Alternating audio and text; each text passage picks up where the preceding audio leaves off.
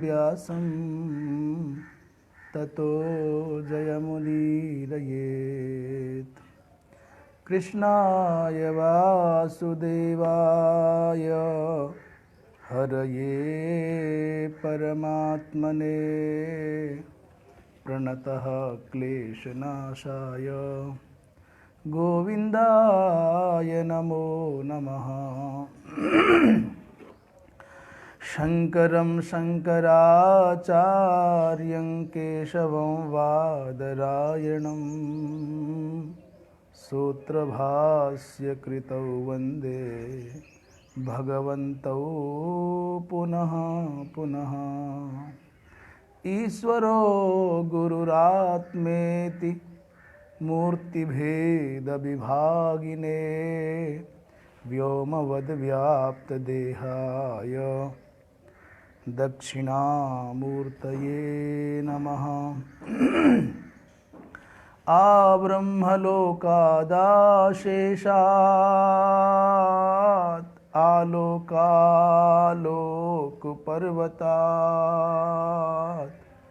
ये वसन्ति द्विजा देवास्तेभ्यो नित्यं नमाम्यहम्। नमो गोभ्यः श्रीमतीभ्यः सौरभेभ्य एव च नमो ब्रह्मसुताभ्यश्च पवित्राभ्यो नमो नमः। नारायण नारायण नारायण। भगवद गीता के माध्यम से सद्विचार की इस पावन गंगा में अवगाहन करने के लिए उपस्थित हुए सभी सुधीजन, संतजन, विद्वज्जन, महानुभावों का अभिनंदन। आज 13वां दिन और प्रसंग चल रहा था सत और असत का। ये बात तो बहुत सरल है कहने में, समझने में कठिन है, समझाने में और अधिक कठिन है। पर मानो कि कहना सुनना दोनों सरल है, तो समझना समझाना भी सरल ही है, कोई कठिन बात नहीं है। बता दो विभाजन करके कि ये सत्य है, ये असत है, जैसा बता रहे हैं। रामचरितमानसकार ने भी कह दिया, गो गोचर जहाँ लगी मन जाई, सो सब माया जानो भाई। जहाँ तक गो माने इंद्रियां और गोचर माने इंद्रियों के विषय, इन सब में जहाँ तक मन की गति है, गो की और तद विषयक माने गोचर माने विषयों की, जहाँ तक भी मन की गति है, मन जितना चिंतन कर पाता है, जितना वो इन इंद्रियों के माध्यम से जान पा रहा है, वो सब माया है। दूसरी बात कही थी, जो परिवर्तनशील है वो असत है, जो अपरिवर्तनीय है वो सत है। तो बड़ा आसान है कह देना, सुनना सुनाना, समझना समझाना, पर बहुत कठिन है कि इसको अपनी वृत्तियों में इनके साथ, इस विचार के साथ तादाद में कर पाना कि जो असत है तो फिर उसके पीछे क्यों भागें। जो मिथ्या है, जो चलना ही नहीं है, साथ देगा ही नहीं, तो उसके लिए क्यों हम आग्रह करें, क्यों हम उसके लिए श्रम करें। ये बात व्यावहारिकता में आना बहुत कठिन है। और इसको कठिनता क्या है, जैसे तैरना किसी को आ जाए तो 2 दिन में आ जाए, और नहीं आए तो 2 जन्मों में भी ना आए। जैसे पानी पर तैरना प्रारंभ में बहुत कठिन है, पर जब तैरना आ जाता है तो वही तरण क्रिया बहुत सरल हो जाती है, बहुत मनोरंजक हो जाती है, बहुत सुखद हो जाती है, और तब कहते बहुत आसान है तैरना। पर जिसको नहीं आता और तैरने का अभ्यास करने चला तो उसके लिए बहुत कठिन है। साइकिल चलाना भी पहली बार में बहुत कठिन है। हैंडल को संभालें, आगे सामने आगे रास्ता देखें कि पेडल पर पैर जा रहा है नीचे, क्या देखें, क्या करें। पर जब आ जाता है तो फिर हाथ छोड़ करके भी चलाया जाता है। ऐसे ही प्रत्येक क्रिया प्रारंभ में कठिन है और निरंतर अभ्यास के द्वारा, निरंतर मनन के द्वारा उसमें दक्षता पाई जा सकती है। तो सत और असत का विवेचन करना, ये बात एक अलग है, और सत और असत का विवेचन करने के बाद में सत को स्वीकार कर लेना और असत का परिहार कर देना, ये बहुत कठिन है। इसी के लिए सब अग्निहोत्रादि कर्म है, संन्यासादिक आश्रम है, सबके अपने अपने वर्ण धर्म है, उनके अनुसार जीवन जीना चाहिए। तो सत और असत की चर्चा करने के बाद कहते हैं कि निसंदेह किम पुनः तत् यत् सत एव सर्वदा एव अस्ति इति उच्यते। ये पूर्व पीठिका है, उत्थापिका है। जो सत है और सर्वदा रहता है, सर्वदा एव अस्ति है, तो तत् किम पुनः, वो है क्या, इति उच्यते, इस विषय पर अपनी आगे की बात कर रहे हैं। यद्यपि परमार्थ प्रपा नाम के टीकाकार ने इस पूर्व श्लोक को बहुत प्यारे ढंग से श्लोकबद्ध करके कहा है, पर चूंकि वो सब बातें हम बोल ही चुके हैं इसलिए उधर जा नहीं रहे। अविनाशी तु तद विद्धि येन सर्वमिदं ततं विनाशमव्ययस्यास्य न कश्चित् कर्तुमर्हति। इस श्लोक का सामान्यतया शब्दार्थ समझ लें और श्लोक का अर्थ करने की बड़ी सामान्य प्रक्रिया है अन्वय। अन्वय के दो भाग हैं, खंडान्वय, दंडान्वय, उधर हम नहीं जाएंगे। अविनाशी तो तद विद्धि ये ना, उसको तुम अविनाशी जानो। ये न माने जिसके द्वारा इदम सर्वम ततम अस्ति। अविनाशी कौन है, इस बात को स्पष्ट करते हुए भगवान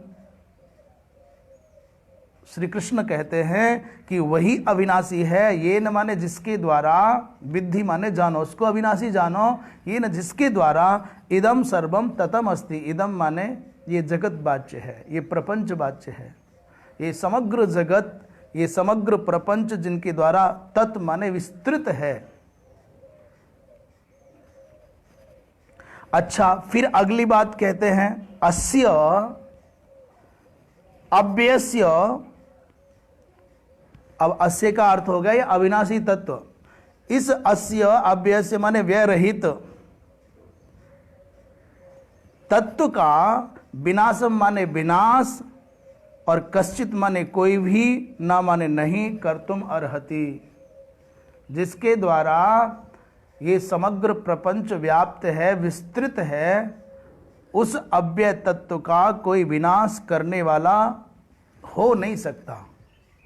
उसको तुम, उस अविनाशी को जानो, तद विद्धि। बहुत साधारण सी बात है। संसार के लोगों का आकर्षण छोटे छोटे बच्चों के मुख कमल को देख करके उसका स्पर्श करने का, खिलाने का, खेलने का, चुंबन करने का बन जाता है। बड़े सुंदर सुंदर बाग बगीचों को, नदियों को, सरोवरों को, वन प्रांतों को, पर्वतों को कहते वहाँ आनंद आ गया। कहीं बर्फ से आच्छादित चोटियां हों और ताड़ के, चीड़ के सुंदर सुंदर वृक्ष हों, देवदारू के वृक्ष हों, कल कल करती हुई पावन निर्झरों से शोभित नदियां हों, चारों दोनों दिशाओं से, दोनों तटों से उसमें कल कल करते हुए छोटे छोटे निर्झरों के, जल प्रपातों के प्रवाह आ रहे हों, और वो नदी, तो ऐसे में व्यक्ति अपने सांसारिक व्यामोह से विमुक्त होकर के बहुत आनंद का अनुभव करता है। छोटे बच्चों को, सुंदरतम पत्नी को देख करके बहुत खुश होता है। आरामम तस्य पश्यन्ति न तम पश्यति कश्चन। आरामम तस्य पश्यन्ति न तम पश्यन्ति केचन। वहाँ पश्यन्ति है तो यहाँ भी, अथवा आरामम तस्य पश्यति न तम पश्यति कश्चन, ऐसा कर लो।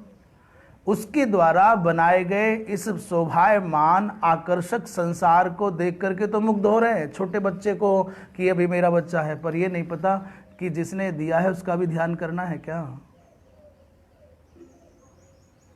जिस परमात्मा ने ये बाग बगीचे बनाए हैं उस परमात्मा का भी ध्यान करना है कि नहीं।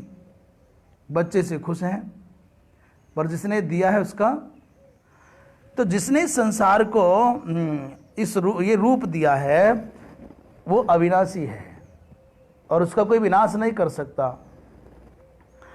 भाष्यकार भगवान कहते हैं अविनाशी न विनष्टुम शीलम अस्य इति। अविनाशी का मतलब है जो विनाशशील नहीं है। और यहां तू शब्द का प्रयोग क्यों किया है, इस विषय पर विचार करते कहते हैं अविनाशी तू शब्द का अर्थ है तू शब्द असतो विशेषणार्थः। ये जो तू शब्द है असत से सत्य की विलक्षणता को द्योतित करने के लिए है। असत की अपेक्षा सत कितना विलक्षण है इस बात को स्पष्ट करने के लिए तू शब्द का प्रयोग किया गया है। तू शब्द असतः विशेषणार्थः अर्थात प्रदर्शनाय वैशिष्ट्य प्रदर्शनाय अस्ति। तद्विद्धि ये पद आया है श्लोक में, तो उसका कर तद्विद्धि माने बिजानी ही, जानो। ये भी लोट लकार के मध्यम पुरुष का एक वचन है। तद्विद्धि किम येन सर्वम इदम जगत, क्या जाने, किसको जाने, बोले जिसके द्वारा, ये न माने जिस परमात्म सत्ता के द्वारा, इदम सर्वम जगत ततम माने व्याप्तम अस्ति, उसको जानो। वो सदाख्येन ब्रह्मणा, वो सद संज्ञक ब्रह्म सत्ता के द्वारा आकाश के सहित लघु से लघु तृण से लेकर के आकाश पर्यंत ब्रह्मा पर्यंत सबको सत संज्ञक ब्रह्म सत्ता के द्वारा व्याप्त किया गया है। उदाहरण दे रहे हैं कैसे व्याप्त किया है, बोले जैसे आकाशेन इव घटादयः, जैसे आकाश के द्वारा घटादिक व्याप्त है, घट पट मठ आदिक व्याप्त हैं, इसलिए घटाकाश पटाकाश मठाकाश।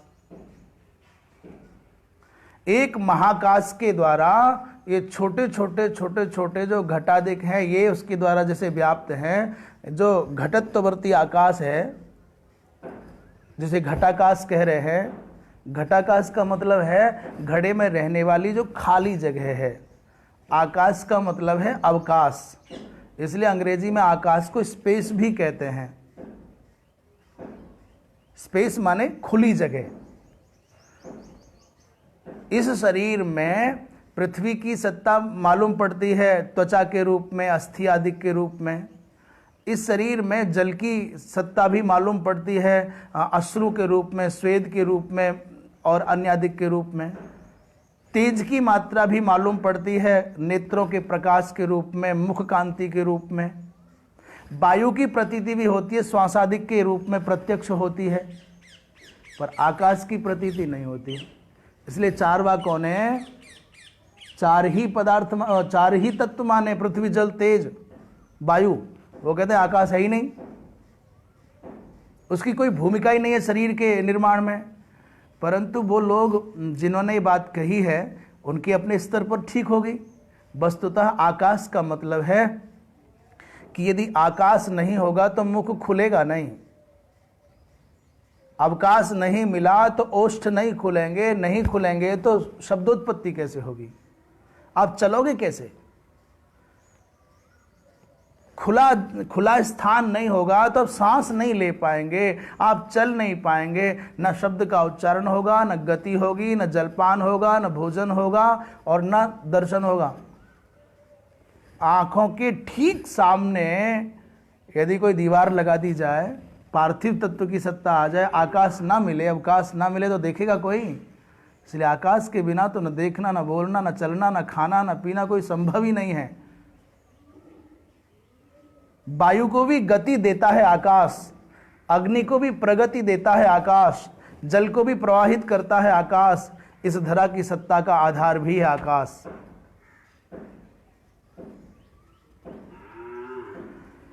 तो जैसे आकाश के द्वारा ये घटादिक सब व्याप्त रहते हैं, ठीक उसी प्रकार उस परम सत्ता के द्वारा ये सब कुछ व्याप्त है। और कहते हैं विनाशम माने अदर्शनम अर्थात अभावम। विनाश शब्द का अर्थ यहां अदर्शन कर दो, अभाव कर दो, अनुपलब्धि कर दो। इस अव्यय तत्व की, जिसका व्यय नहीं होता है, इस अव्यय तत्व का विनाश नहीं हो सकता, माने अदर्शन नहीं हो सकता, अभाव नहीं हो सकता। अर्थात कह रहे उपचय अपचयौ न याति इति अव्ययम। अव्यय शब्द की और व्युत्पत्ति स्पष्ट करते हुए भाष्यकार कहते हैं, बोले उपचय और अपचय को जो प्राप्त नहीं होता। उपचय कहते हैं समवकलन को और अपचय कहते हैं व्यवकलन को। गणित की भाषा में समवकलन माने जोड़, बढ़ना, और व्यवकलन माने घटना, जोड़ना घटाना जो बोलते हैं। उपचय माने समवकलन माने बढ़ना, वृद्धि को प्राप्त होना, और अपचय माने व्यवकलन माने घटना, क्षीणता को प्राप्त होना। ये दोनों के दोनों जिसमें घटित नहीं होते हैं उसको अव्यय कहते हैं। न व्यय इति अव्यय,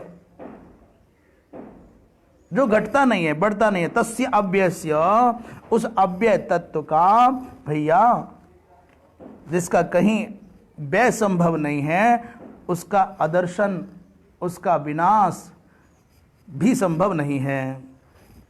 न एतत् सदाख्यम ब्रह्म स्वेन रूपेण व्येति न व्यभिचरति निरवयवत्वात् देहादिवत्। कहते हैं ये सत नामक जो ब्रह्म सत्ता है, अपने स्वरूप से कभी ना तो ये व्यभिचरित माने परिवर्तित होती है, और ना ही अपने स्वरूप से व्येति माने क्षीण होती है। ना तो बदलाव आता है, न घटाव आता है। कैसे कह रहे उदाहरण, निरवयवत्वात्। कारण क्या है? बोले निरवयवत्वात्, ये सावयव होती, ये तो अखंड है, एक रस है, अच्छेद्य है, अदाह्य है, अक्लेद्य है, अशोष्य है। ये अखंड होने के कारण, अवयव रहित होने के कारण, टुकड़े नहीं है, इसके विभाग नहीं है, अविभक्त होने के कारण निरवयवत्वात्, ये सत ब्रह्म सत्ता अपने स्वरूप से कभी भी क्षीण भी नहीं होती, इसके स्वरूप में कोई घटावड़ी नहीं आती, और व्यभिचरित माने रूप में परिवर्तन भी नहीं आता।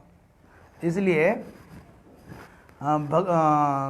भगवान कृष्ण के चित्रादिक आप देखते हैं, भगवती माँ राधा आदि को देखते हैं, जो मूर्ति आदि बनती हैं, तो आप शंका कर सकते थे साहब ये बूढ़े नहीं होते। बोले नहीं, 16 वर्षीय कुमारवती ही भगवान का स्वरूप यहाँ रहा 125 वर्ष तक। तो मनुष्य शरीर की तरह से विकृत होने वाले देह अचिंत्य, वो चिन्मय बपू धारण करने वाले भगवान लोक कल्याण के हित अवतरित हुए, इसलिए उनकी स्व माया संकल्पित कल्पित स्वीकृत चिन्मय देह में विकार कहां से आएगा? उनका प्रकट होना और अप्रकट हो जाना, उनका तिरोधान और आविर्भाव, ये भी उनकी स्वेच्छा से ही है भैया। उसमें कैसे बोले देहादिवत, जैसे शरीर में परिवर्तन होता है, क्षय वृद्धि होती है, वैसे इस आत्मा में ऐसा नहीं होता भाई। क्यों? बोले निरवयवत्वात्। आगे कहते न अपि आत्मीयेन आत्मीया भावात् यथा देवदत्तो धनहान्या व्येति न तो एवं ब्रह्म व्येति। एक और दूसरी दृष्टांत के रूप में उदाहरण दे रहे हैं। जैसे किसी देवदत्त नामक, अथवा आप अपना नाम जोड़ लीजिए, किसी भी देवदत्त, यज्ञदत्त, राम, कृष्ण आदि नाम बोल सकते हो, कुछ भी, अजय, भास्कर आदि।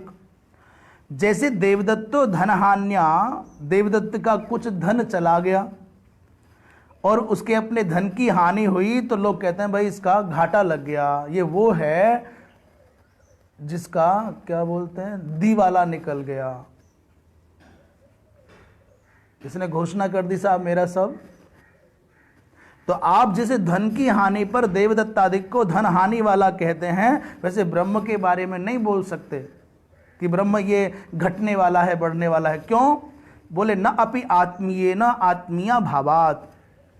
इस ब्रह्म तत्व का कोई निजी पदार्थ विभक्त भाग नहीं है। आकाश का कहाँ विभाजन करोगे आप? वो तो आकाशवत सर्वव्यापक है। इसलिए देवदत्तादि के समान उसको आप ऐसे नहीं बोल सकते कि सांप घटने वाला है कि बढ़ने वाला है। अतः इसीलिए अव्यस्य अस्य ब्रह्मण विनाशम न कश्चित कर्तुम अर्हति, इसलिए इसका विनाश कोई कर ही नहीं सकता है। न कश्चित आत्मानम विनाशयितुम शक्नोति ईश्वर अपि, और इतनी बात नहीं, कोई आत्मा का विनाश नहीं कर सकता भले ही ईश्वर ही क्यों ना हो। अरे भगवान भी, ईश्वर भी इस आत्मा का विनाश नहीं कर सकते। आत्मा ही ब्रह्म स्वात्मनि च क्रिया विरोधात, ये आत्मा ही ब्रह्म है, आत्मा ही वेदम, ये आत्मा ही तो है सब कुछ। सर्वम खलु इदम ब्रह्म, ये सब कुछ ब्रह्म है और अपने आप में क्रिया का विरोधी है। अब आगे हम तो कह रहे हैं, प्रश्न उठा रहे हैं, मैंने जिज्ञासा जता रहे हैं, तो फिर तत् असत किम, वो असत क्या है?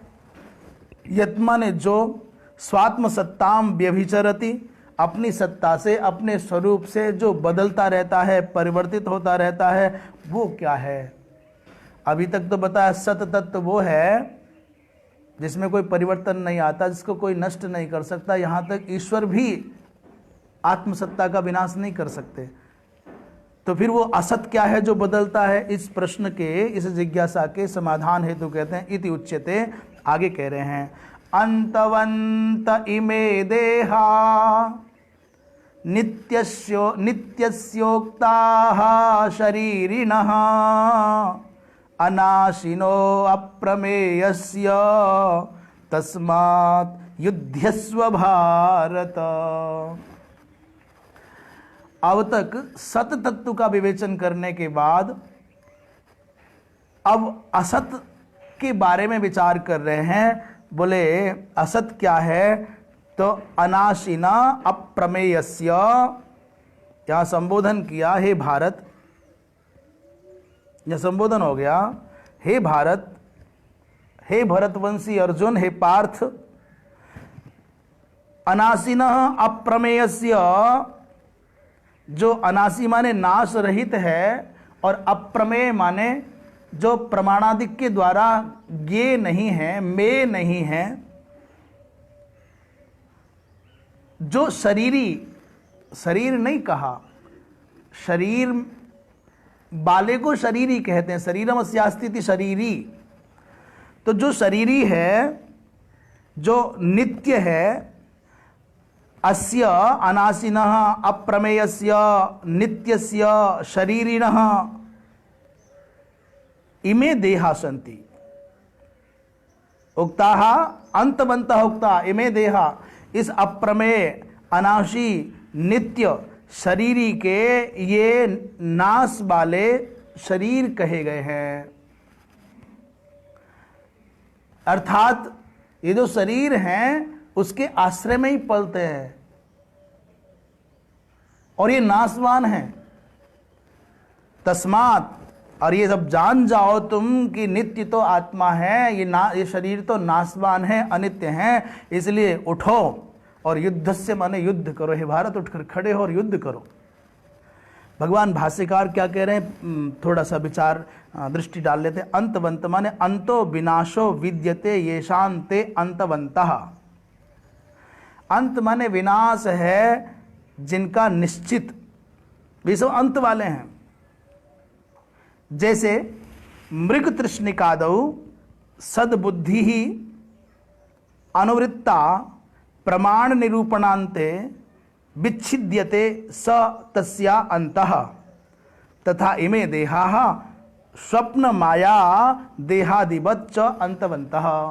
ये भगवान भाष्यकार की वाणी को हमने यथावत आपको सुनाया। अंत माने विनाश है जिनका, उनको अंतवंत कहते हैं। ये विनाश वाले हैं माने नाश होने वाले हैं। जैसे उदाहरण दे रहे हैं, मृग तृष्णिका है और उसमें लोग सद्बुद्धि माने जल बुद्धि कर लेते हैं। मरुमरीचिका में जल बुद्धि हो गई, और वो जल बुद्धि सद्बुद्धि को प्रमाण के द्वारा जब निर्णय करने पर आया कि भाई इसमें जल है कि नहीं, ये लक्षण प्रमाणाभ्याम वस्तु सिद्धि, लक्षण और प्रमाण के द्वारा वस्तु का बोध होता है, वस्तु की सिद्धि होती है।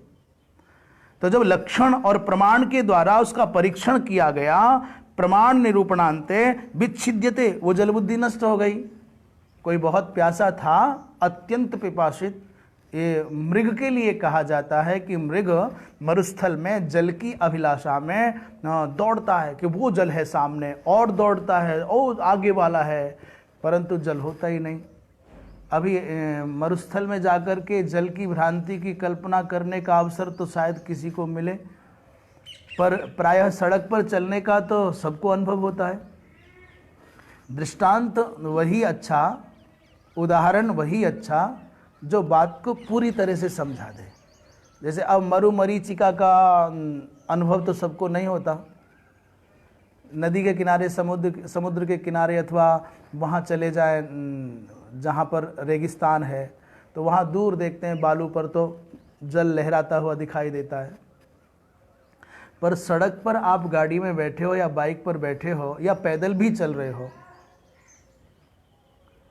तो वो डाबर की सड़क पर प्रायः जो काली सड़क होती है, तारकोल की जो सड़क होती है, आप देखेंगे धूप पड़ती हो तो ऐसा लगता है दूर जैसे पानी से गीली सड़क हो, परंतु ऐसा कुछ होता नहीं है। जितना पास जाओगे उतना ही आपको सूखापन और दाहकता मिलेगी। वहाँ जल की संभावना भी हो नहीं सकती, पर आंखों को भ्रम होता है कि शायद सड़क पर आगे जल है, जल जैसा चमकता है।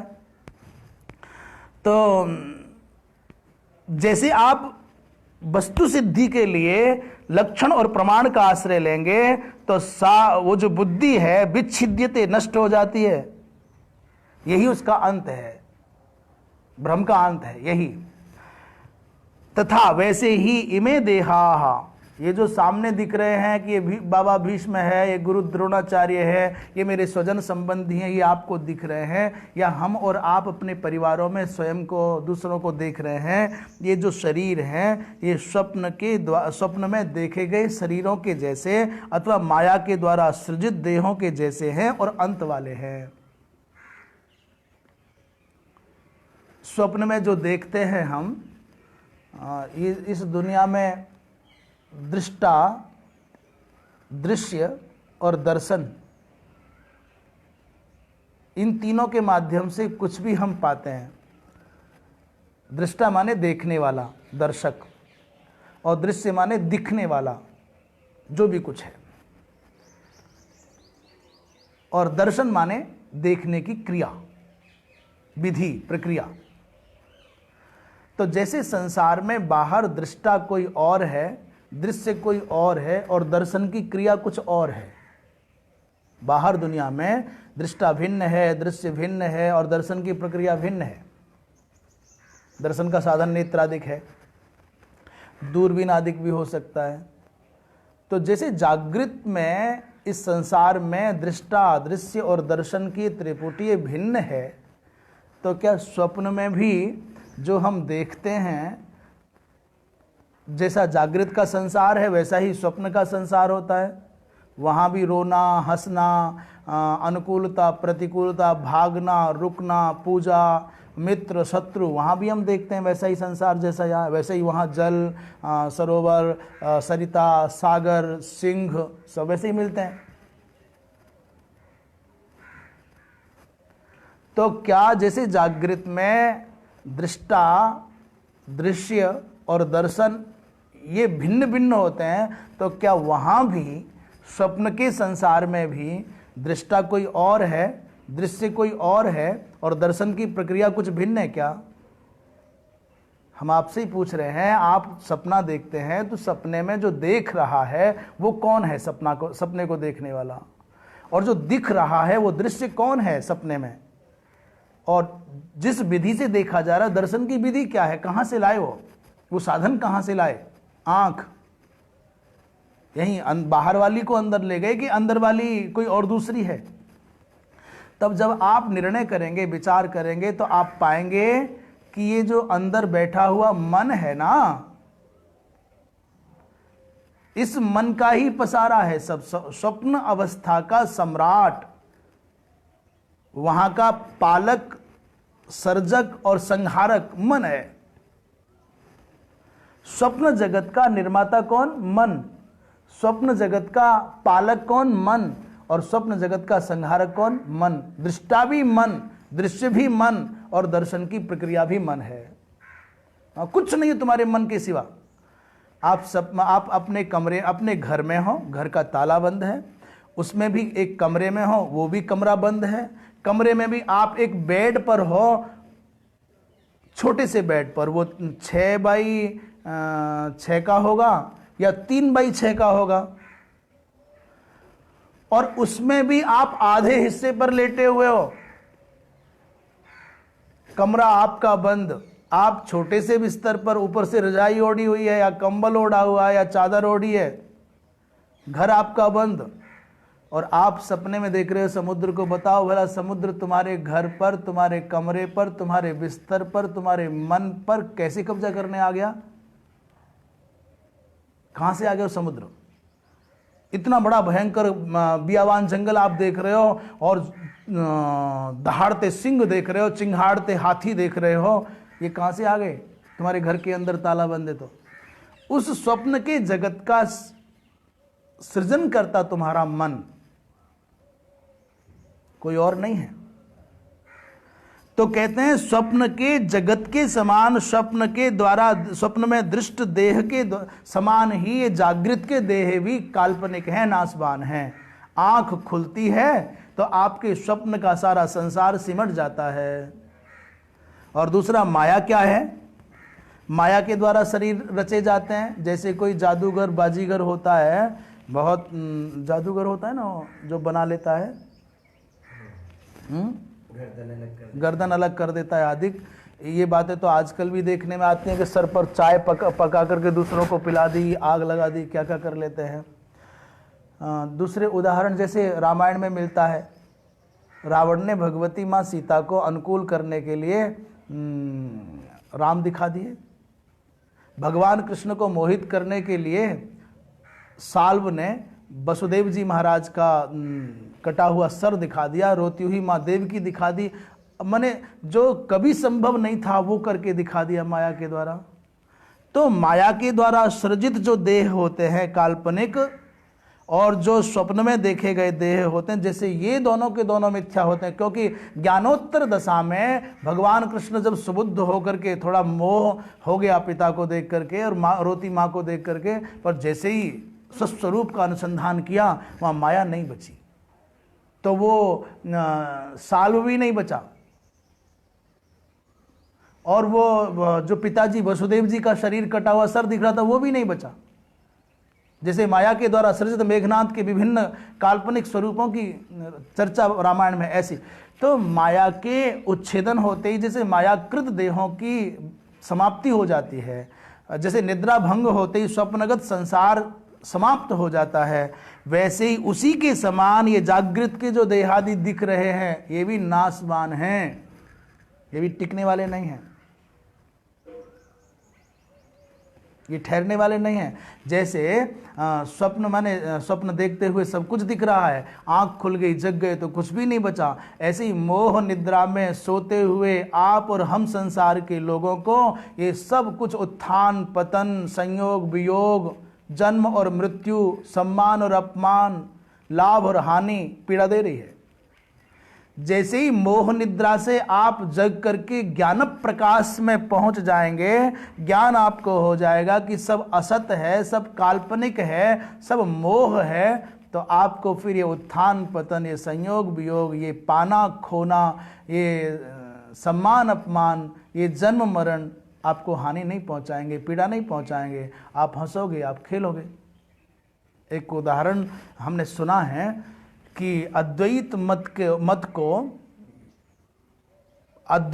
के मूर्तिमंत रूप एक बड़े विलक्षण विचारक हुए हैं, रमण महर्षि। उनके बारे में ऐसा कहा जाता है कि व्यावहारिक रूप से अद्वैत निष्ठ थे। उस समय स्वतंत्रता के निमित्त प्रयत्न चल रहे थे, आंदोलन चल रहे थे विभिन्न प्रकार से, कुछ गरम दल के लोग, कुछ नरम दल के लोग, सब प्रकार के लोग अपने अपने क्षमताओं के हिसाब से प्रयत्नशील थे। तो सुना ऐसा कि उस समय गांधी जी आदि कुछ सुबुद्ध जन इकट्ठे हुए और परामर्श करने लगे, भाई इतना प्रयत्न करने के बाद भी हमको उपाय नहीं मिलता है, प्रयत्न करने के बाद भी हमको सफलता नहीं मिलती, इसका कारण क्या है, उपाय खोजो। तो लोगों ने कहा कोई सिद्ध महापुरुष यदि समाधान बताए कि कैसे करें और कब तक भारत में स्वतंत्र हो जाएगी, कब तक ये परतंत्रता की बेड़ियां कट पाएंगी, तो और उपाय भी वही बता दे तो आसान हो जाएगा। तो उस समय रमण महर्षि जी के पास में लोग गए तो उन्होंने इनकी ओर देखा ही नहीं, बिल्कुल शांत गंभीर। 2-3 बार इन लोगों ने आग्रह किया कि महाराज आप तो बड़े पहुंचे हुए महात्मा हैं, सिद्ध महापुरुष हैं, आप मन में संकल्प भर कर देंगे तो भारत आजाद हो जाएगा, स्वतंत्र हो जाएगा, अथवा कोई उपाय आप बता दीजिए हम क्या करें, अथवा हमको ये बता दीजिए कब तक होगा। तो रमण महर्षि कुछ नहीं बोले। अब कितना सच है, कितना ये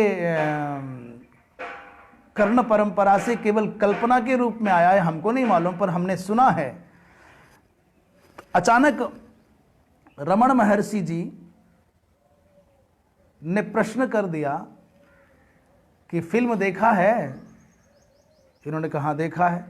बोले फिल्म में यदि पर्दे पर आग लग जाए तो फिल्म में लगी हुई, पर्दे पर लगी हुई आग को बुझाने के लिए क्या करोगे? बाहर का पानी लाकर के उलीचोगे? या तो ये समाधान मान लीजिए कि प्रश्नोत्तर के क्रम से रमण महर्षि ने उनको समझाया कि फिल्म की लगी हुई आग, पर्दे पर दिख रही आग वस्तुतः आग नहीं है, उसका इस संसार से कुछ लेना देना नहीं है, वो काल्पनिक अग्नि है जो फिल्म का ही हिस्सा है। अथवा कुछ जन कहते हैं कि रमण महर्षि जी उठे और फिल्म हॉल में ले गए उनको। अभी कितना सच है हम फिर कहते हैं, हम इसकी प्रामाणिकता में नहीं जा पा रहे हैं, हम तो केवल बात कर रहे हैं। और वहाँ उस समय फिल्म पर पर्दे पर आग लगी हुई थी, उन्होंने बाहर से पानी की बाल्टियाँ ला करके उस पर्दे पर फेंकना शुरू कर दिया। इन गांधी जी आदि लोगों ने कहा ये कैसे ज्ञानी हैं, इतनी सी बात नहीं समझ पा रहे हैं क्या? बुद्धुओं के जैसी, बच्चों के जैसी हरकत कर रहे हैं, अज्ञानियों के जैसी हरकत कर रहे हैं। अरे भाई इस बाहर के पानी से फिल्म की आग बुझेगी क्या? और इस अग्नि से कोई हानि हो रही है क्या? तो जब लोगों ने उनके हाथ रोके या पानी डालने के लिए मना किया तो लौट करके आकर के चुपचाप हाथ झाड़े और रमण महर्षि अपने आसन पर बैठ गए वृक्ष के नीचे। ये लोग भी आके बैठ गए, बोले महाराज ये क्या किया आपने? हम तो आपसे भारत माता की स्वतंत्रता के लिए प्रार्थना करने आए थे, संकल्प कराने की भावना से आए थे, उपाय जानने आए थे, आप तो ये क्या करने लगे? उन्होंने कहा उत्तर तो दे दिया। इस माया में जगत में कहीं आग लगी है, उस आग को तुम कितना प्रयत्न करोगे, काल्पनिक आग को बुझाने के लिए जल खोजते फिरोगे, सब उसमें ही भास रहा है, उसके सिवा है क्या यहां पर? तो भाई अद्वैत निष्ठा में स्वप्न का और माया का जैसे सृजित देह नाशवान होता है, वैसे ये सब नाशवान है। नित्यस्य शरीरिणः शरीरवतः अनाशिनः अप्रमेयस्य आत्मनः अंतवन्तः इति उक्ताः विवेकिभिः। विवेकी जनों ने कहा है ये जो अविनाशी और अप्रमेय शरीरधारी नित्य आत्माएं, उसी के ये अंतवंत अंत वाले देह देखे जाते हैं, शरीर देखे जाते हैं। अब ये प्रश्न कर दिया, पूर्व पक्षी ने प्रश्न किया कि महाराज हमको भी बहुत अच्छा लगता है, प्रश्न करो उसका उत्तर पाओ। महाराज आपने 2 बात कही, एक नित्य कहा और एक अनासी कहा। तो अनासी कहने से माने अविनाशी कहने से काम चल जाता, नित्य कहने की आवश्यकता क्या थी? अथवा नित्य ही कह देते तो अविनाशी कहने की जरूरत क्या थी? 2 बात एक साथ परस्पर क्या आवश्यकता है कहने की? अविनाशी कहो या नित्य कहो, बात तो एक ही है। तो अविनाशी नित्यस्य अनाशिना इति न पुनरुक्तम, ये जो पुनरुक्ति क्यों हुई? नित्य और अविनाशी कह करके आपने पुनरुक्ति दोष का आश्रय क्यों लिया? दो बार एक बात क्यों कही? कहते हैं ऐसा नहीं कह सकते, पुनरुक्ति नहीं है। नित्यत्वस्य नाशस्य च लोके द्विविधत्वात्, नित्य और नाशवान जो तत्व है वो संसार में दो प्रकार है। नित्य भी दो प्रकार का है और नाशवान भी दो प्रकार का है, इसलिए दोनों अलग अलग हैं। ऐसी प्रसिद्धि है संसार में।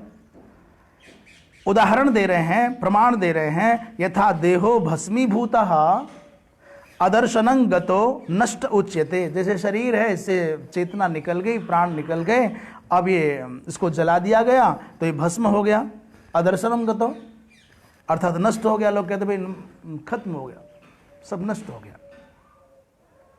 शरीर से चेतना गई और इसको दग्ध कर दिया, भस्म बन गया। लोगों ने कहा भाई अदर्शन हो गया, गया, खत्म हो गया, नष्ट। ये भी एक नष्ट होना कहा जाता है।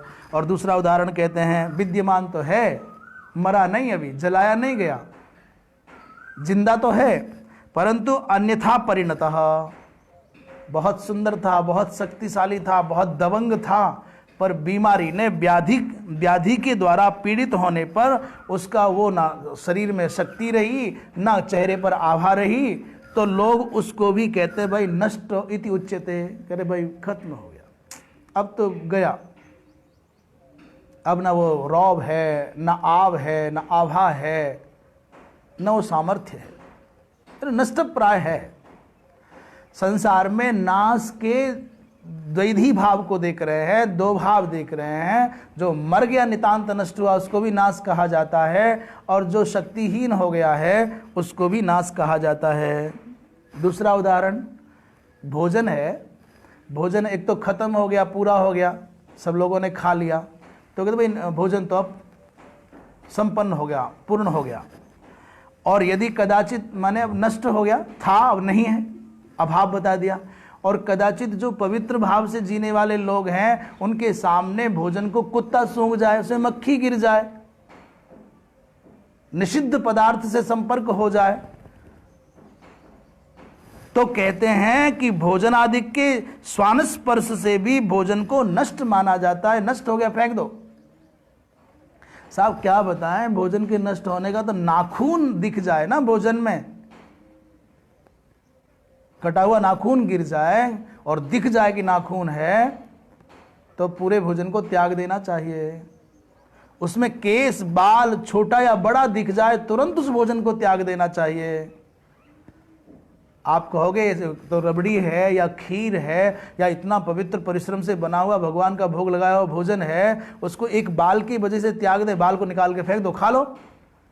पर शास्त्र कहते नहीं, वो पाप रूप है, उसे खाओगे तो चांद्रायण व्रत करना पड़ेगा। तुम भोजन का मूल्य देख रहे हो, कितना भी महंगे से महंगा भोजन हो, 100, 200, 500 रुपए का भोजन होगा, पर क्या धर्म की रक्षा करने की अपेक्षा 100, 200, 500 रुपए बचाना बड़ी बात है क्या? धर्म की अपेक्षा धन को वरीयता दी जाएगी क्या? नाश दो प्रकार के हैं, निरवशेष और सावशेष। निरवशेष माने कुछ शेष ना बचे, भस्मीभूत हो गया, और सावशेष माने व्याधिग्रस्तत्वा जीवन्नपि नष्ट एव। दूसरा उदाहरण, वस्तु, व्यक्ति और स्थान का उपयोगी न रहना भी ये कहा जाता है नष्ट हो गया, हमारे काम का नहीं रहा। वो कोई वस्तु हो, अब वो उपयोगी नहीं है, उपयोगिता के लायक नहीं है, तो लोग कहते नष्ट हो गए। व्यक्ति बोले वो नष्ट है, भ्रष्ट हो गया, नष्ट हो गया, जबकि मौजूद है। तो मरने पर भी नाश होना कहा जाता है, और वो अनुपयोगी हो जाए तो भी वो नाश कहा जाता है। दो प्रकार से बता रहे हैं। तत्र अनाशिनो नित्यस्य इति द्विविधेन।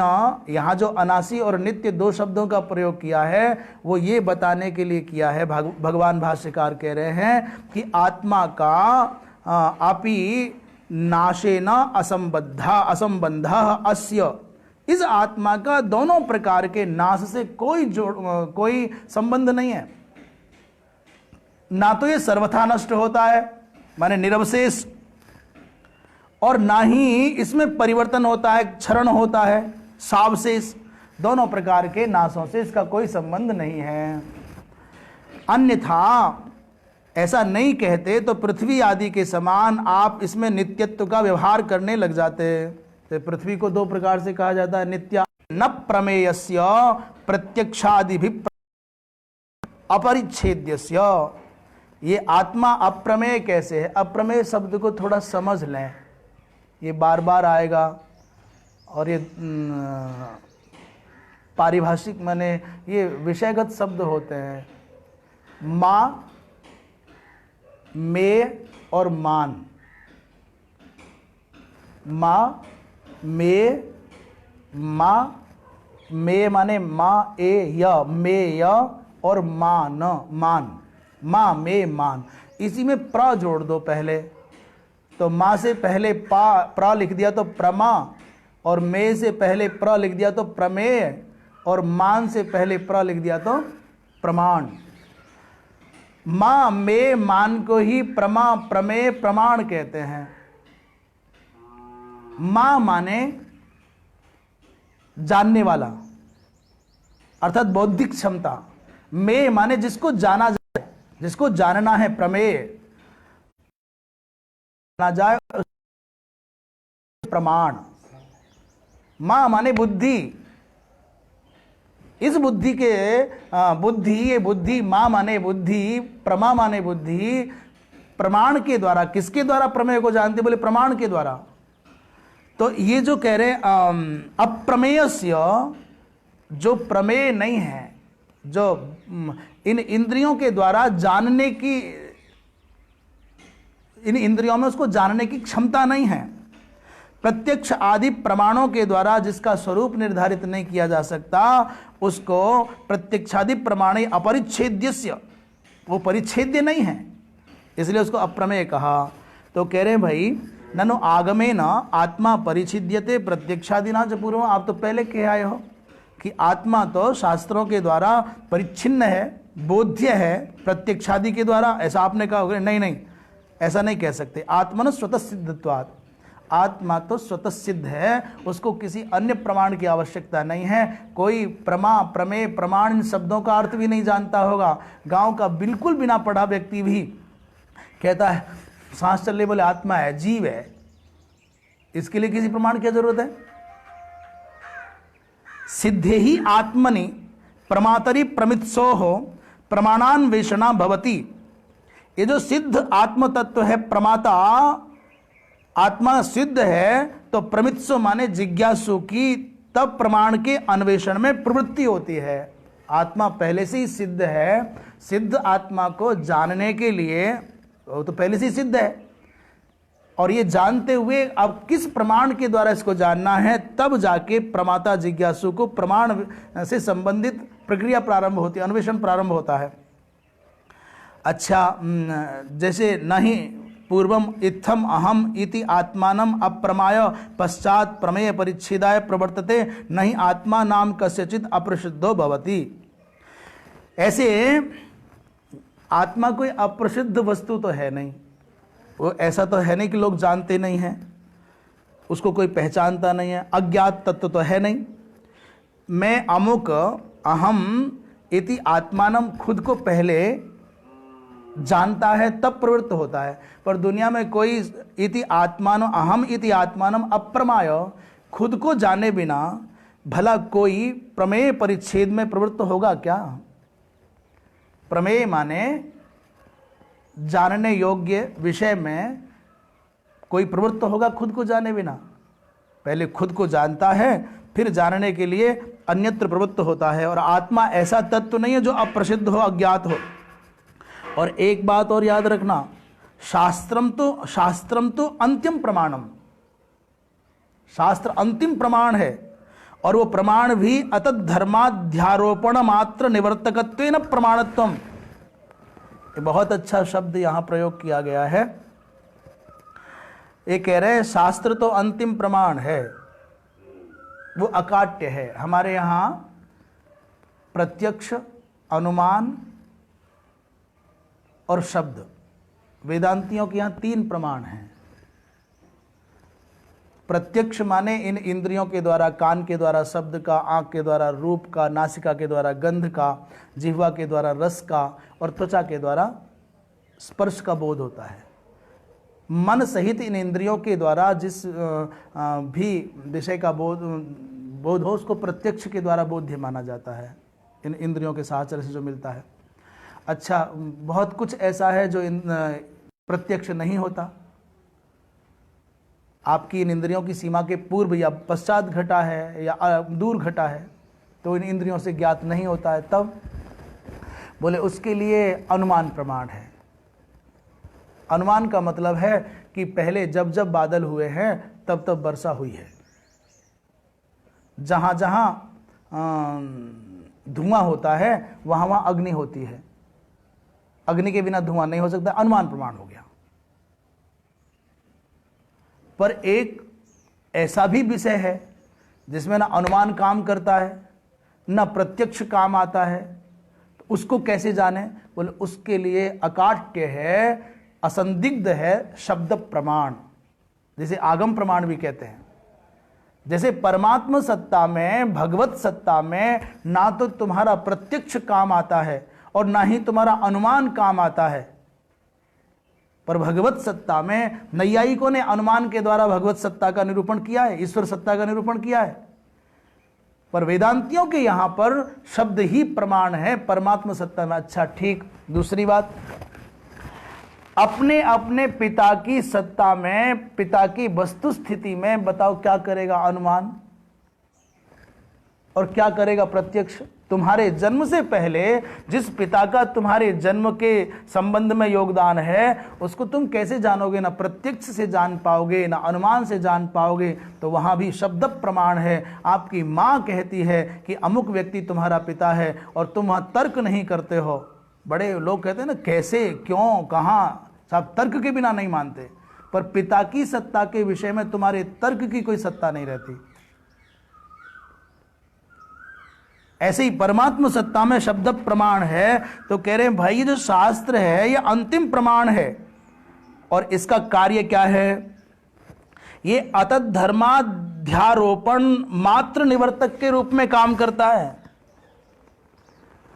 धर्म में अधर्म का, अतत में तत् में अतत का जो अध्यारोप कर लिया गया है, तत् में अतत को जो,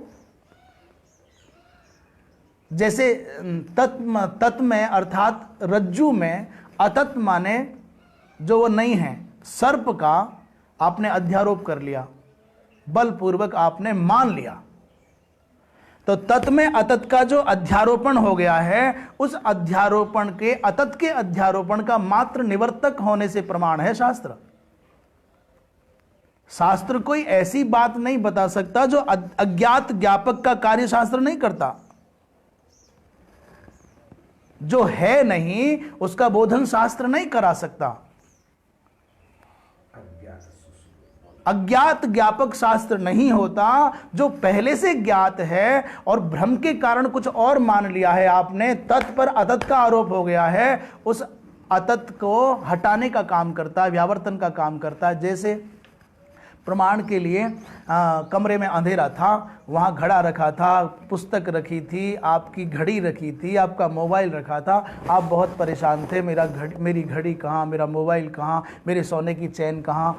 अंधेरा था, आपको दिख नहीं रहा था। अचानक आपने जलाई लाइट, बताओ सारी चीज़ें दिखने लगी कि नहीं? इसका मतलब यह है कि प्रकाश ने वहां वस्तु को उत्पन्न नहीं की। वस्तु तो पहले से विद्यमान थी, अंधकार की बाधा के कारण वो होने पर भी अनुपलब्ध थी। प्रकाश के साहचर्य से वो अनुपलब्ध वस्तु, वो अदृष्ट वस्तु दृष्टि का विषय बन गई, उपलब्ध हो गई। कुछ अंधकार के कारण आप रस्सी में सर्प माने बैठे थे।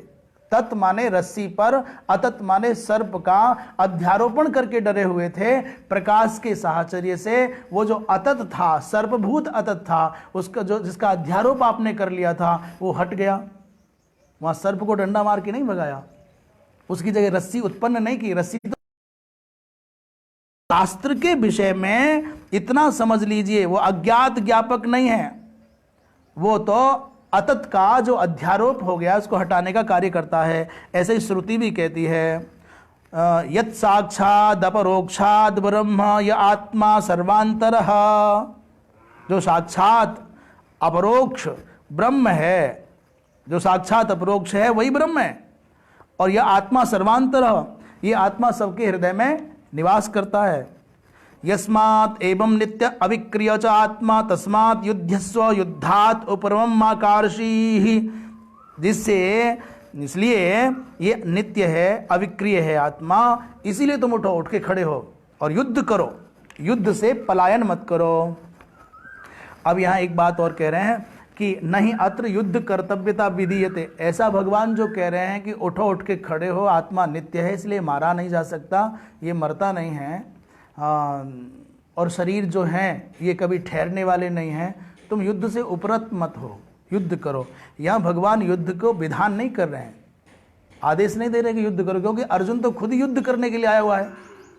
युद्धे प्रवृत्ता एव ही, ये तो स्वयं युद्ध के लिए प्रवृत्त था, खुद ही चल करके आया है, दोनों सेनाओं के बीच में रथ खड़ा करने की बात कर रहा है।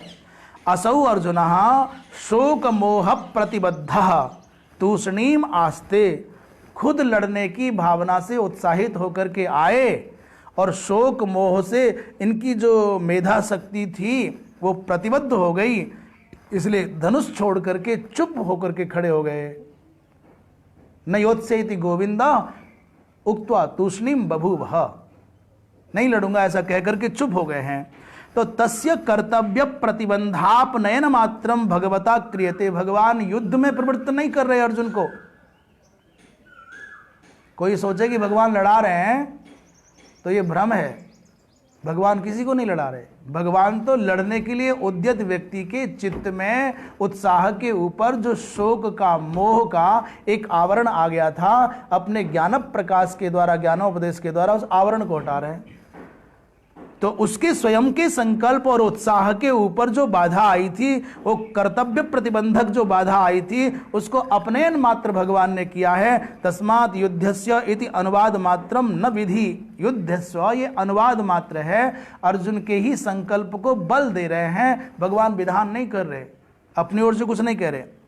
शोक मोहादि संसार कारण निवृत्त्यर्थं गीता शास्त्रम न प्रवर्तकम इति, इससे सिद्ध होता है गीता शास्त्र तो संसार के जो कारणभूत शोक मोह हैं उनका निवर्तक मात्र है, वो किसी और प्रवृत्ति का प्रवर्तक नहीं है। एतस्य अर्थस्य साक्षीभूते ऋचौ आनिनायो भगवान, भगवान इसी अर्थ को स्पष्ट करने के लिए दो ऋचाओं को रखेंगे। कठोपनिषद से, कठोपनिषद के मंत्रों को प्रायः दूसरे अध्याय में बहुत प्रयोग किया गया, गीता जी और कठोपनिषद बहुत मिलता है। तो भैया ये नहीं समझना ये तो शोक मोह का निवर्तन करता है, प्रवर्तक नहीं है। यत्तु मन्य से युद्धे, जो तुम समझते हो कि युद्ध में भीष्मादयो मया हन्यते, मेरे द्वारा भीष्मादिक मारे जाएंगे, अहम एव तेषाम हंता, मैं ही इनको मारने वाला हूँ, इति ऐसा बुद्धि मृषा एव ते, ये तुम्हारी बुद्धि झूठी है, मिथ्या है, ये उचित नहीं है। ऐसा उस बात को ये कैसे उस बात को सिद्ध करते हुए कह रहे हैं, य एनं वेत्ति हंतारम यश्चैनं मन्यते हतम उभौ तौ न विजानीतो नायं हन्ति न हन्यते। भगवान कृष्ण कहते हैं अर्जुन, या एनम, जो इस आत्मा को हंतारम वेत्ति, मारने वाले के रूप में जानता है, और यह और जो एनम माने इस आत्मा को हतम मन्यते, माने मारा हुआ जाता मानता है, मारने वाले हंता के रूप में और हत के रूप में, मारने वाले के रूप में अर्थात कर्ता रूप में, और मरने वाले अर्थात कर्म के रूप में जो मानता है आत्मा को, उभौ तौ न बीजानीतो, ये दोनों के दोनों बीजानाति बीजानीतः, ये लट लकार के प्रथम पुरुष का द्विवचन है। तो उभौ माने ये दोनों के दोनों जो मारने वाला और मरने वाला मानता है, ये दोनों के दोनों उस तत्व को नहीं जानते, क्योंकि अयम आत्मा न हंति कमपि न हन्यते केनापि। ना तो ये किसी को मार सकता है, मारता है, न किसी के द्वारा मारा जा सकता है, मारा जाता है। आत्म तत्व न किसी को मारता है, न किसी के द्वारा मारा जा सकता है। या एनम अर्थात प्रकृतम देहिनम आत्मानम, जो इस प्रकृत आत्मा को ऐसा जानता है कि हंतारम माने हनन क्रिया का कर्ता जानता है, कर्ता के रूप में। और यह च एनम कोई दूसरा अन्य ऐसा मानता है कि हतम माने देह हनेन हतः अहम इति, शरीर के मरने पर ऐसा मानता है मैं मारा गया, तो हनन क्रिया का कर्म मानता है। इस बात को थोड़ा सा विचार पूर्वक श्रवण कर लें। हंता माने कर्ता मानता है हनन क्रिया का, और हत माने हनन क्रिया का कर्म मानता है। ये दोनों ठीक नहीं है, क्योंकि ना तो ये कर्ता है और ना ही कर्म है। जब अविक्रिय है, अविनाशी है, नित्य है, अपरिवर्तनीय है, तो कभी कर्ता कभी कर्म कैसे बनेगा? उभौ तौ तौ उभौ न बिजानी, तो वो दोनों के दोनों नहीं जानते हैं। अविवेकेन आत्मानम अहम प्रत्यय विषयम, वे दोनों अहम प्रत्यय के विषयभूत आत्मा को अज्ञान के कारण जान नहीं पाते। हंता अहम हतः अस्मि अहम, ये जैसे समझ रहे हैं कि मैं मारने वाला हूं, अहम हंता, और अस्मि अथवा अहम हतः अस्मि इति देह हननेन, शरीर के हनन से आत्मा को ये मरने और मारने वाला मान रहे हैं। तो आत्मा के स्वरूप से दोनों प्रकार के लोग अनभिज्ञ हैं। यस्मात् न अयम आत्मा हंति, क्योंकि ये आत्मा न तो मारता है, हनन क्रिया का कर्ता भी नहीं है, न हन्यते न च कर्म भवति, हनन क्रिया का एक कर्म भी नहीं बनता है। क्यों? बोले अविक्रियत्वात्, ये तो अविक्रिय है, विकार रहित है। तो अब प्रश्न कर रहे हैं कथम अविक्रिय, ये आत्मा अविक्रिय निर्विकारी कैसे है? तो इस पर दूसरे मंत्र को दे रहे हैं, स्मरण कर लें, फिर इसकी व्याख्या तो भगवत कृपा से अग्रिम सत्र में करेंगे। इस श्लोक के माध्यम से भगवान ने षड विकार रहितत्व आत्मा को स्पष्ट किया है। न जायते म्रियते वा कदाचिन नायं भूत्वा भविता वा न भूयः अजो नित्यः शाश्वतोऽयं पुराणो न हन्यते हन्यमाने शरीरे। न जायते म्रियते वा कदाचिन्नायं भूत्वा भविता वा न भूयः अजो नित्यः शाश्वतोऽयं पुराणो न हन्यते हन्यमाने शरीरे। न जायते, ये उत्पन्न भी नहीं होता, और न म्रियते। अच्छा है, एक बात और कह रहे हैं भगवान भाष्यकार, बोले कदाचित शब्द का प्रत्येक के साथ में अन्वय कर लीजिए। कदाचित अपि, कभी भी, न जायते, ये जन्म नहीं लेता, और कदाचित अपि न म्रियते, ये नष्ट नहीं होता, और कदाचित अपि कि जैसे भूत्वा भविता बान भूय, ये हुआ कि नहीं हुआ, उत्पत्ति और विनाश का संबंध इसके साथ में नहीं है। ये तो अज है, अजन्मा है, नित्य है, शाश्वत है, ये पुराण है। हन्य माने शरीरे अपि न हन्यते, ये नष्ट होते हैं शरीर, उसमें रहने वाला, ये किसी के द्वारा मारा नहीं जा सकता। इस पर भाष्य दृष्टि से विचार कल करेंगे। आप और हम सब इस गीता विचार के माध्यम से केवल कृष्ण और अर्जुन का संदेश और संवाद न सुने। हम 5000 वर्ष पूर्व की घटना को केवल मनोरंजन के लिए सुन करके न छोड़ दें। ये घटना तब की केवल माध्यम थे अर्जुन, ये घटना नित्य हमारे संग घटती है। शरीर के अपमान को आप अपना अपमान मान करके बहुत खिन्न हो जाते हैं। शरीर के सम्मान को आप अपना सम्मान मान करके बहुत फूलने लग जाते हैं। आपके अंदर जो कला है, विद्या है, गुण है, सौंदर्य है, शक्ति है, संपत्ति है, शोभा है, वो तुम्हारी नहीं है। और सच पूछो तो तुम्हारे पास में तुम्हारा क्या है, इस पर विचार कर लोगे तो आपको कुछ हाथ नहीं आएगा। जिस शरीर को तुम तुम्हारा मानते हो या तुम स्वयं अपना रूप मानते हो, ये शरीर माता पिता के पुरुषार्थ का परिणाम है। तुमने क्या किया इसके लिए? ये जो विद्या तुम बोलते हो, शब्द बोलते हो, वो तुम्हारे गुरुजनों के द्वारा सिखाए गए हैं। तुम्हारे पास क्या है? इस शरीर में जो भी विलक्षणता है, सौंदर्य है, शक्ति है, वो माता पिता के सौंदर्य और शक्ति का सम्मिश्रण है। जो विद्या, विवेक है, बुद्धि है, वो शास्त्रों की, संतों की, गुरुजनों की कृपा का परिणाम है। तुम्हारा नाम दूसरों ने रखा है, इस नाम के भी कारण तुम नहीं हो। दूसरे लोगों ने तुम्हारा नाम रखा, दूसरे लोगों ने तुम्हारी प्रगति में, तुम्हारी इस स्थिति में न जाने कितने कितने लोगों का योगदान। तुम तुम्हारे लिए क्या कर रहे हो? इसलिए तुम्हारा है क्या तुम्हारे पास में? इसलिए शरीर के तिरस्कार को अपना तिरस्कार और शरीर के सम्मान को अपना सम्मान मत मानो। भगवान ने कहा है, जिस किसी भी व्यक्ति में जो भी कुछ विशेषता है वो मेरी ही सत्ता है। यदि यदि विभूति मत्सत्वम श्रीमदूर्जित में हुआ। इसलिए बहुत गंभीरता से भगवद गीता के इस पावन विचार प्रवाह में नित्य अवगाहन करें और कुछ ना कुछ हर दिन अपने जीवन को परिष्कृत करने के लिए अच्छा करें। नारायण नारायण। सर्वे भवन्तु सुखिनः, सर्वे सन्तु निरामयाः, सर्वे भद्राणि पश्यन्तु, मा कश्चित् दुःखभाग् भवेत्। पूर्णमदः पूर्णमिदं पूर्णात् पूर्णमुदच्यते, पूर्णस्य पूर्णमादाय पूर्णमेवावशिष्यते। नारायण।